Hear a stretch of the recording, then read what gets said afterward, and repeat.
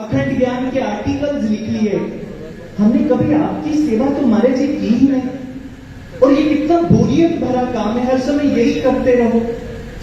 उस दिन बहनों ने डिसाइड किया आज हम बिल्कुल नहीं पढ़ेंगे, ना कुछ लिखेंगे ना पढ़ेंगे, आज हम महाराज जी के लिए खाना बनाएंगे।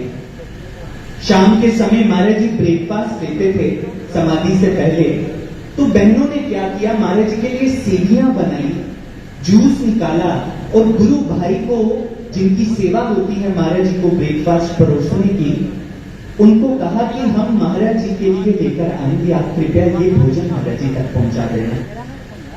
बहनें महाराज जी के कक्ष के बाहर बैठी हैं, ट्रे में वो सारा सामान सज गया जो बहनें लेकर आई थी।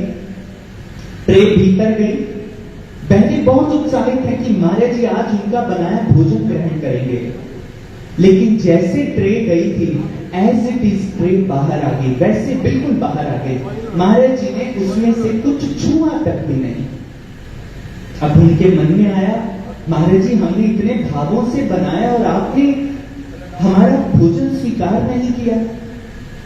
बहनें चिंतित हुई और अपने आश्रम वापस लौट गई। रात को उन बहनों में से एक बहन को स्वप्न आता है।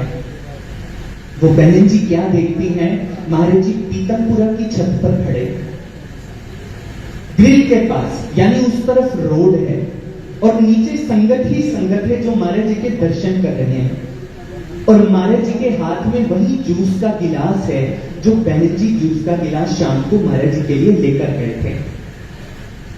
बहन जी उस छत के दूसरी तरफ खड़ी महाराज जी को देख रही हैं। अब महाराज जी ने देखिए क्या किया, महाराज जी ने उस जूस के गिलास को पकड़ा, पहले उसे प्रणाम किया, यानी उनके भावों को स्वीकार किया, और फिर महाराज जी ने वो जूस खुद नहीं पिया।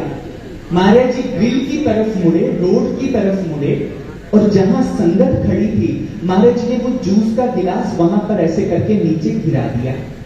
और वो जैसे जूस नीचे गिरा, ऐसे लगा मानो जूस की बारिश होने लगी है, और संगत छक छक करके उस जूस का पान करने लगे।